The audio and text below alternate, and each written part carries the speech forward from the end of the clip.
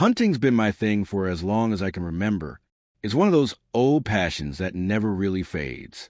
After getting married, I didn't go as often, but giving it up completely, that was never going to happen. My wife didn't mind it too much, as long as I didn't overdo it. Everything was good between us, for the most part. I'm not one of those guys who's glued to the couch all day, ignoring my responsibilities. I pitched in with the chores, even cooked dinner a lot of the time. We spent our weekends together, and things felt pretty solid. That said, we had a healthy balance of spending time apart too. I'd head out with friends for a drink or go hunting for a couple of days. She'd hang out with her own friends. Still, it was clear that I was missing something. That day I went hunting. Everything seemed fine, nothing out of the ordinary. My wife helped me pack up. We joked around a bit. "I'll be waiting for you with the loot. Bring me something nice, will you?" she said with a smile. "You know I don't come back empty-handed. Worst case, we'll hit a restaurant together when I get back." I replied. I was heading out hunting with two buddies, Jacob and Matteo. Jacob brought along his friend Dylan. I was cool with the crew. The weather was perfect. What else could you ask for? But that's when things started to get interesting. We planned to spend 2 or 3 days in the woods.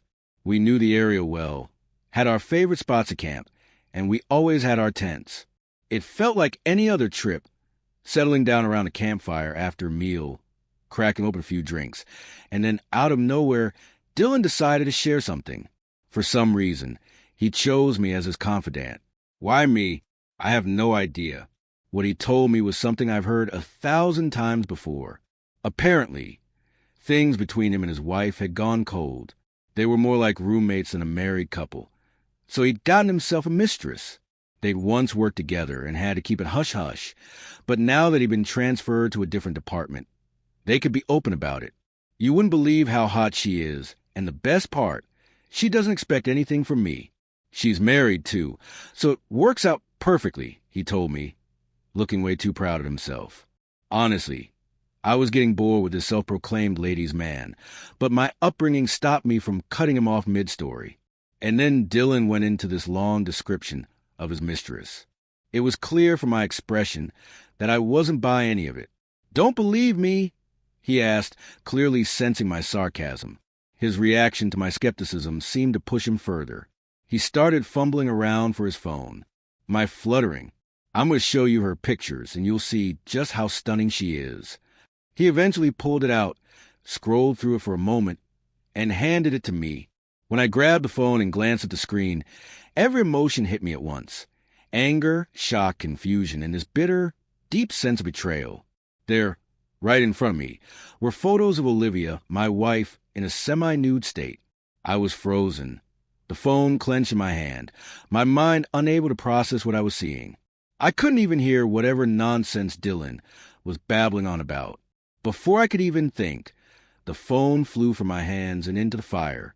Dylan started yelling at me, rushing toward me in a fury, but he ended up crashing into the tent instead. I wasn't about to fight him, but his aggression was hard to ignore. His phone, well, it was clearly beyond saving now. Jacob and Matteo jumped in, pulling him off me, trying to defuse the situation. It took a few moments, but when Dylan finally realized whose wife he'd been messing with, his anger started to fade. "But how was I supposed to know it was your wife?" he stammered, trying to cover up his panic, but it came out sounding pathetic.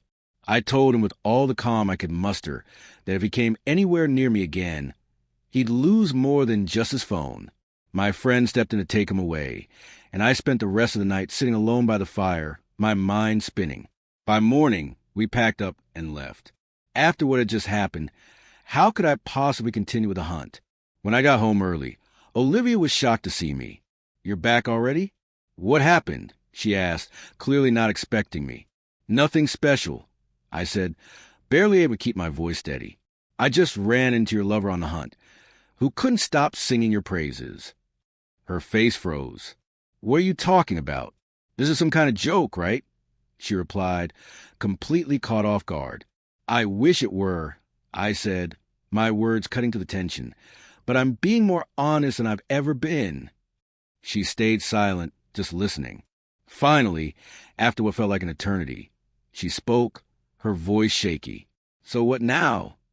Now, I said, my voice cold and firm. It's over. We're getting a divorce. I don't need a wife like you. Her face twisted in disbelief. Just like that? You're going to erase everything we had, everything we built? She asked, her voice trembling. Yes, I replied. You erased it when you took a lover. Without another word, she went to another room and shut the door. I guess she thought I'd have a change of heart, that I'd feel sorry and back down. But in that moment, all I felt was a cold emptiness. I didn't want to see her or hear her. I just wanted her out of my life. After a few moments, she finally came back out, her voice now quieter, resigned. I'll give you a couple of days to pack up. I'll file for divorce tomorrow. I told her, the weight of it sinking in. There were cries and begging, but by then it didn't matter. I was done. The divorce went through quickly as expected. Olivia's affair didn't last long after that. Her lover had a family, and the last thing he needed was more complications. There was some tension at work too, which only made things worse for her. She ended up having to move back to her parents' place in her hometown, with no job and no apartment. She had nowhere else to go. From what I know, her parents weren't thrilled to see her return. So there you have it. Even the strongest-looking relationships can crumble, and a perfect wife may not be so perfect after all. It's a harsh reminder to keep your eyes open, because sometimes life throws you surprises when you least expect them.